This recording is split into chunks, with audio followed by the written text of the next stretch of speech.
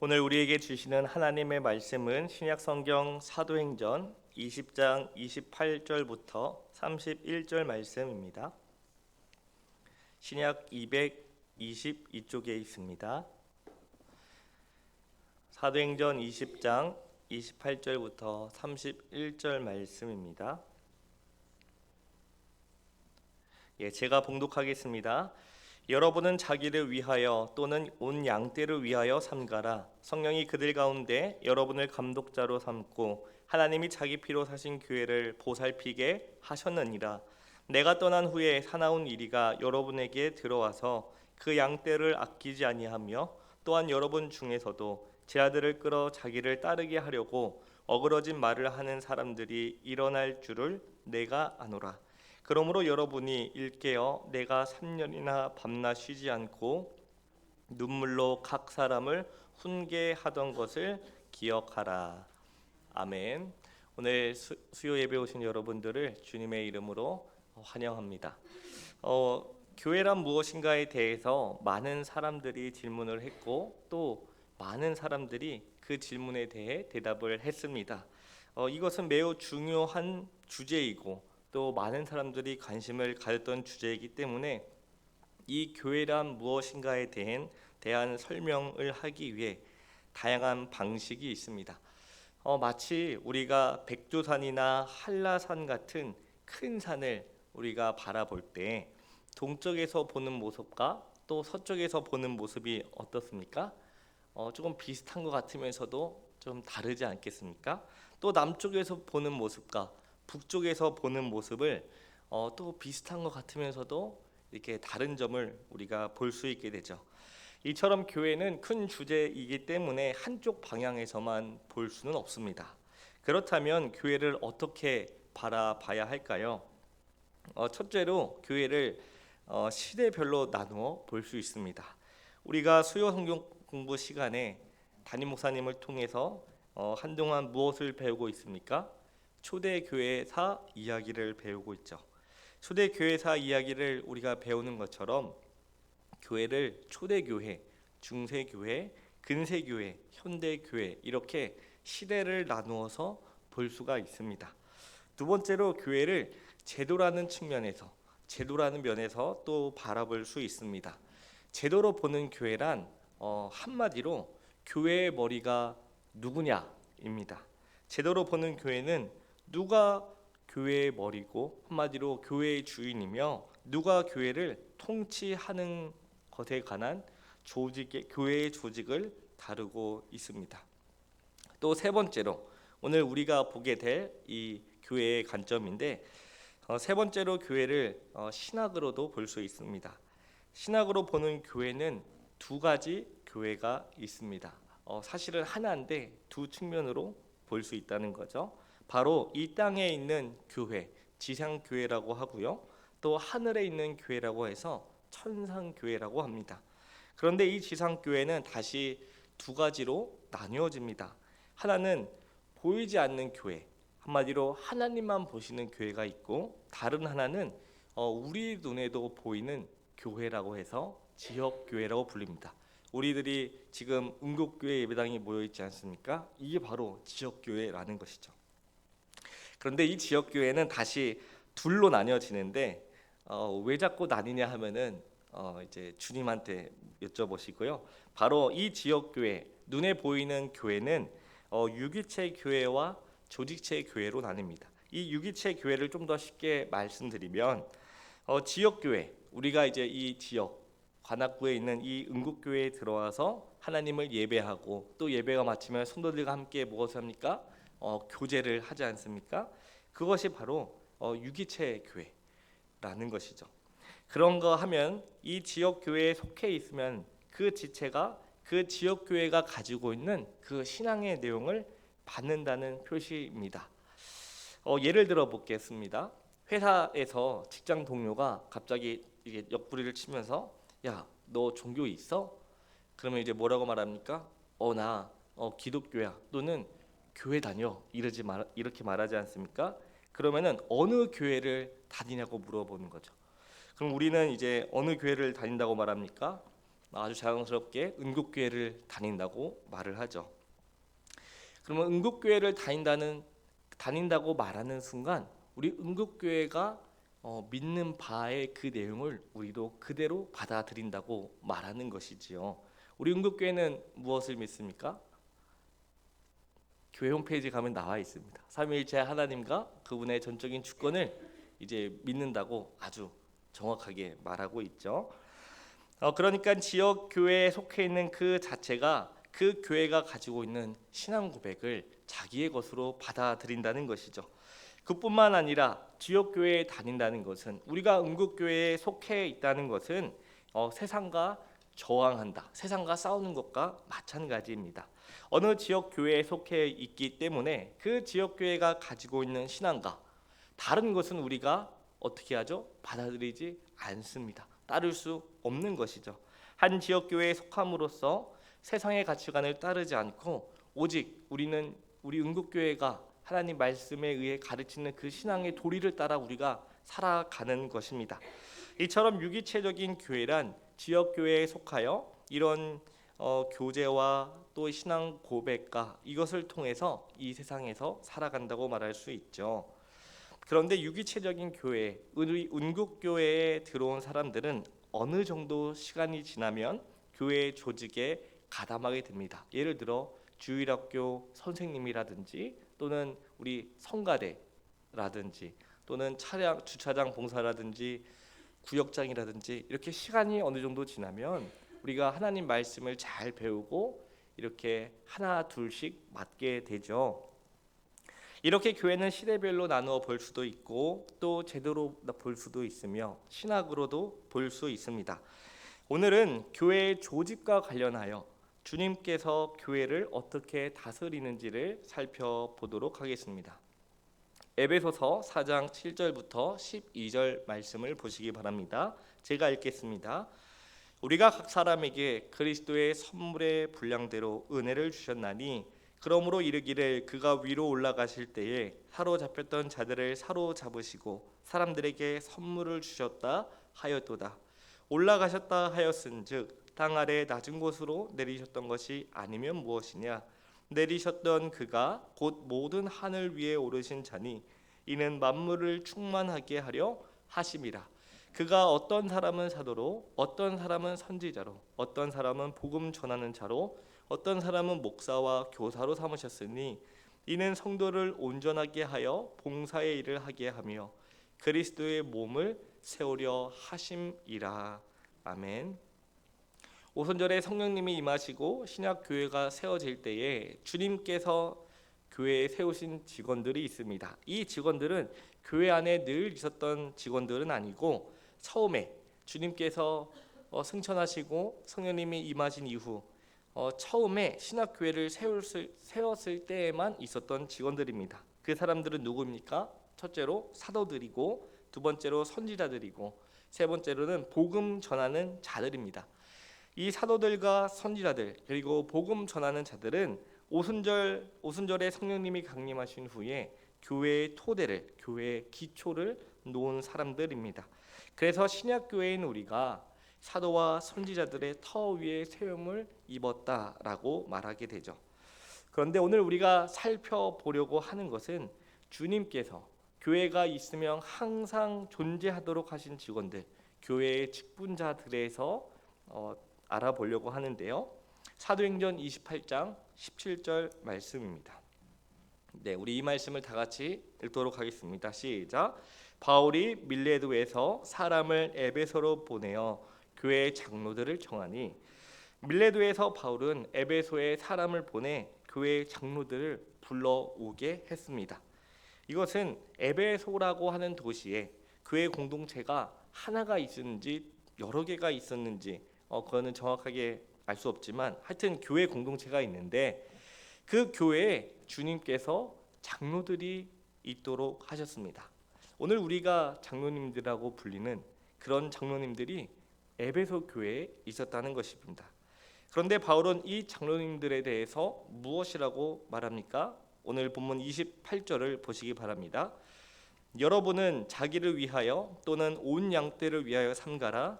성령이 그들 가운데 여러분을 감독자로 삼고 하나님이 자기 피로 사신 교회를 보살피게 하셨느니라. 바울은 여러분은 장로님들은 자기를 위하여 또는 온 양떼를 위하여 삼가라고 합니다. 그러면서 누가 여러분을 감독자로 삼았다고 말합니까? 성령님께서 여러분을 교회의 감독자로 삼았다고 합니다. 사도행전에서 그들은 장로들이라고 표현하기도 하지만 또한 그들을 오늘 말씀처럼 감독자들이라고 표현하기도 합니다. 그러므로 장로라는 말이나 감독자라는 말이나 서로 이렇게 번갈아 가면서 사용할 수 있는 거죠. 중요한 것은 주님께서 교회 안에 언제나 이렇게 장로님들을, 감독자들을 세우셨다는 것을 기억해야 합니다. 사도행전 14장 23절을 또 보겠습니다.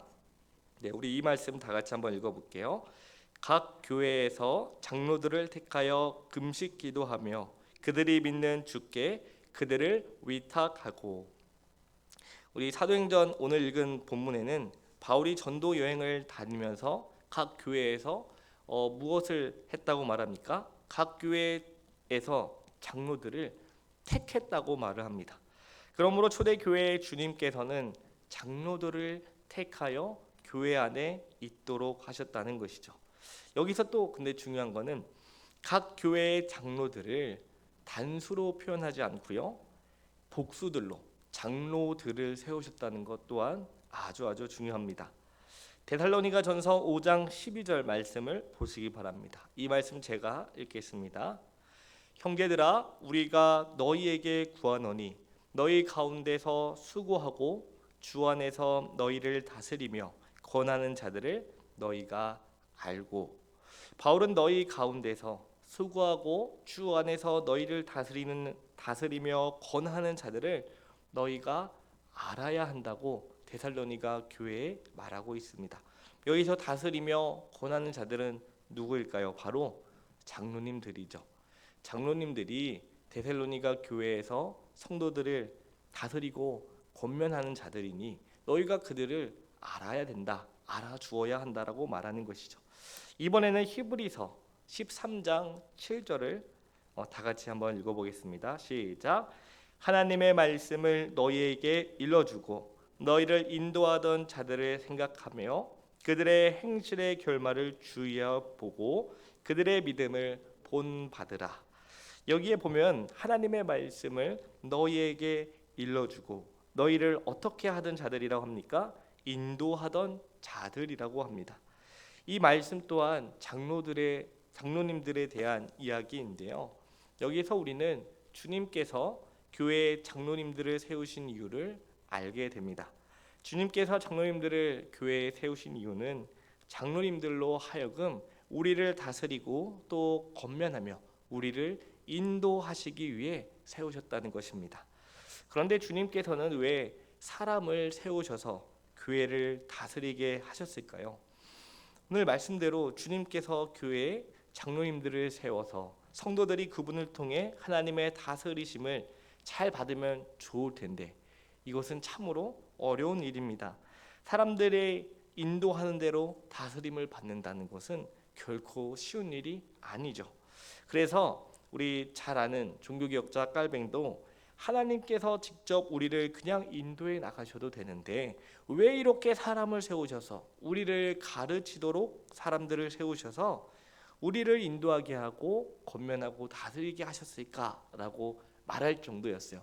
그 당시에 엄청난 천지이자 하나님께 귀하게 쓰임받은 칼뱅조차도 하나님이 왜 이렇게 사람을 세우셔서 우리를 다스리게 하셨을까 질문했다는 것이죠. 제가 이제 하나님의 은혜로 저희 학기 이제 제가 45기거든요. 그 동기들 가운데 한번 한 학기 정도를 이제 반장으로 섬긴 적이 있습니다. 이제 멋 모르고 그 반장을 이제 한번 해봐라. 그래서 이제 투표를 해서 이렇게 됐는데요. 누군가를 인도한다는 거, 누군가를 찾아가서 권면하고 그러니까 인도한다는 게 이렇게 힘든 일인 줄은 몰랐습니다. 우리 신학생들이 다 물론 다 착하고 하나님의 부르심을 받고 거룩합니다. 그런데 이제 간혹 이제 그렇지 못하신 분들이 있어요. 이게 막 의도해서 그런 건 아닌데 너무 과제가 많고 막 발표가 많고 시험이 많고 사역이 많다 보니까 다들 이제 정신이 없어서 좀비처럼 살아가거든. 잠자고 일어나면 과제 수업 들어야 되지, 끝나면 과제 해야 되지, 또 과제 하다 보면 시간 되면 교회 가야 되지. 막 이렇게 정신없이 살다 보니까 반장이 뭘 전달을 하면은 제대로 확인을 안 한 거예요. 그리고 이제 막 시간 그 마감이 다가오면은 엉뚱한 소리를 하는 거예요. 예를 들어 교수님이 이제 레포트를 써서 3장 써서 내라 하면은 어떤 사람은 2장 아니냐, 또 어떤 사람은 와가지고 1장 아니냐, 어떤 사람은 그거 없어진 거 아니냐. 근데 이게 한두 명이면 괜찮은데 60명이에요. 60명이 어떤 사람은 전화 오고 카톡 오고. 그래서 저는 분명히 제가 이제 매주 안내를 했지 않느냐, 카톡을 자기는 보지 않는다는 거. 그리고 또 그러면 이제 전화를 하면 전화를 또 안 받아요. 그리고 당일 직전에 또는 그 하루 전에 저한테 와가지고 왜 반장이 일을 제대로 안 하느냐 막 이러는 거죠. 이제 참다가 이제 도저히 못 해먹겠다 막 이래서 제가 막 임대로 막 옆에서 쪼는 거죠. 분명히 내가 광고를 했는데 왜 안 보며 빨리 내라는데 안 보냐, 지금 그렇게 하면 어떻게 하냐 막 이러니까 옆에서 동기들이 아니 그렇게 착하던 박도민을 누가 이렇게 만들었냐고 하면서 다들 막 옆에서 불쌍하게 여기고 도와주는 거예요. 특별히 감사한 것은 이제 자켄이라고 나이가 한참 많으신 형님들이 정말 많이 도와주셨어요. 이제 제가 아무래도 반장이어도 이제 나이가 한참 많으신 우리 형님들 누님들 함부로 못하지 않습니까? 그러면 이제 저를 도와주시는 그 형님들이 막 저 대신 옆에서 막 엄청 뭐라 해주시는 거예요. 근데 그때 너무 감사했어요. 이렇게 하나님께서는 사람을 세워서 이렇게 누군가를 다스리게 하고 권면하고 인도하는 것이 이렇게 쉽지 않다라는 것을 알았습니다. 제가 그때 우리 담임 목사님을 너무 존경하게 됐어요. 저는 비록 해봐야 60명이잖아요. 근데 물론 우리 은국교회는 훌륭한 분들만 있어서 목사님 그렇게 안 힘들지만 그냥 개인적으로 우리 목사님이 너무너무 존경스러워졌죠. 중요한 것은 왜 주님께서는 왜 사람을 세우셔서 교회를 다스리게 하셨을까입니다. 이에 대해서 우리 출애굽기 20장 19절 말씀을 다 같이 한번 보겠습니다. 네, 제가 읽겠습니다. 모세에게 이르되 당신이 우리에게 말씀하소서 우리가 들으리이다. 하나님이 우리에게 말씀하시지 말게 하소서 우리가 죽을까 하나이다. 옛날에 하나님께서는 이스라엘 백성들을 출애굽 바로의 손에서 구원하여 주시고 그들을 광야길로 인도하여 하나님과 언약을 맺으셨습니다. 그리고 이제 시내산에서 하나님의 백성들이 어떻게 살아가야 하는지 십계명을 통해 알려주셨죠. 그런데 하나님께서는 시내산에 강림하셔서 백성들에게 직접 말씀을 해주셨습니다. 그러자 모든 백성들이 어떻게 해요? 천둥과 번개 소리를 보고 나팔 소리를 들으며 산의 자욱한 연기를 보고 두려워서 벌벌 떨었습니다. 하나님의 음성을 직접 들으니까 이스라엘 백성들이 이러다 우리 죽는 거 아니야? 너무 무서워서 벌벌 떨었다라고 말합니다. 그들은 하나님이 직접 말씀하시는 것을 도무지 감당할 수 없었습니다. 그래서 그들은 모세에게 하나님이 직접 우리에게 말씀하지 말게 해주십시오. 이러다가 우리 죽을 것 같으니까 하나님이 아닌 당신이 우리에게 말씀하옵소서 우리가 듣겠습니다 라고 했습니다. 그때부터 지금까지 하나님께서는 누군가를 세워서 하나님의 백성을 다스리고 권면하셨습니다. 따라서 교회의 장로님들로 세움을 받으신 분들은 교회는 이제 내 것이 아니라 하나님의 것이요 하나님께서 교회의 장로들을 세우셔서 다스리고 권면하신다는 것을 알아야 합니다. 그래서 내 생각과 내 뜻이 아닌 하나님의 말씀을 따라 교회를 잘 다스려야 합니다. 그렇게 장로님들이 하나님의 말씀에 따라 교회 공동체를 잘 다스리고 권면할 때 우리는 어떻게 해야 됩니까? 하나님께서 우리를 위해 장로님들을 세워주셨구나. 하나님께서 직접 우리를 말씀하시면 우리는 이스라엘 백성들처럼 너무 두렵고 무서워서 벌벌 떨 것인데 그것을 너무나 잘 아시는 하나님이 장로님들을 세워서 우리를 다스리신다는 것을, 또 권면하신다는 것을 잘 깨닫고 장로님들의 가르침과 그 인도하심을 받아 나가야 한다는 거죠. 그러면 주님께서는 왜 교회 공동체에 장로들을 세우셨을까요? 오늘 본문으로 돌아와서 사도행전 20장 29절과 30절을 우리 다 같이 읽겠습니다. 시작. 내가 떠난 후에 사나운 의리가 여러분에게 들어와서 그 양떼를 아끼지 아니하며 또한 여러분 중에서도 제 아들을 끌어 자기를 따르게 하려고 어그러진 말을 하는 사람들이 일어날 줄을 내가 아노라. 사도 바울은 자기가 떠난 후에 이 교회에 사나운 이리가 들어오게 될 것을 알았습니다. 또한 교회 안에서도 하나님의 말씀이 아닌 사람을 자기를 따르게 하려는 하기 위해 어그러진 말을 하는 사람들이 일어날 줄을 이미 알고 있었어요. 그래서 바울은 밀레도에서 에베소에 있는 장로들을 불러다가 자기가 그동안 어떻게 사역했는지를 장황하게 다 말을 하고 이렇게 말을 하는 것이죠. 바울은 에베소에 온 장로들에게 성령님이 여러분을 감독자로 세워 하나님이 자기 피로 사신 교회를 보살피게 하셨다고 말합니다. 교회는 하나님께서 자기의 피, 곧 예수님의 피로 사신 교회라고 말하죠. 그런데 당시에는 예수님이 하나님이심을 부인하는 사람들이 교회 안에서 자꾸만 일어났어요. 말이 안 되지 않느냐? 이러면서 어떻게 인간이 동시에 하나님일 수 있느냐 하면서 그 예수님의 신성을 부인하는 자들이 교회 안과 또 밖에서 막 들어오는 거죠. 그래서 본문 29절에 그런 사람들을 교회 안에 사나운 이리가 들어온다고 바울은 말하는 거죠. 사나운 이리가 교회에 들어와서 교회를 어지럽히고 교회를 곁길로 이끌어 갈 것이다 라고 말합니다. 이런 사람들을 바울은 사나운 일이라고 표현한 것입니다. 그래서 이런 사람들이 나타날까 봐 교회의 장로들을 세워서 그 사람들로 하여금 교회가 곁길이 아닌 바른 길로 갈 수 있도록 하게 한 것입니다. 이처럼 장로님들은 교회가 곁길로 가지 않고 바른 길로 갈 수 있도록 우리를 다스리고 권면해야 합니다. 그 일이 장로님들이 해야 하는 일이죠. 또한 장로님들은 우리 가운데 잘못된 교훈을 따르거나 그 잘못된 교훈으로 인하여 잘못된 생활을 하는 사람들을 찾아가서 그들에게 권면하고 그들이 회개하고 돌아올 수 있도록 해야 합니다. 그것이 하나님께서 교회의 장로님들을 세우신 이유입니다. 우리 마지막으로 데살로니가 전서 5장 12절과 13절을 보겠습니다. 우리 12절과 13절을 제가 읽겠습니다. 형제들아 우리가 너희에게 구하노니 너희 가운데서 수고하고 주 안에서 너희를 다스리며 권하는 자들을 너희가 알고 그들의 역사로 말미암아 사랑 안에서 가장 귀히 여기며 너희끼리 화목하라.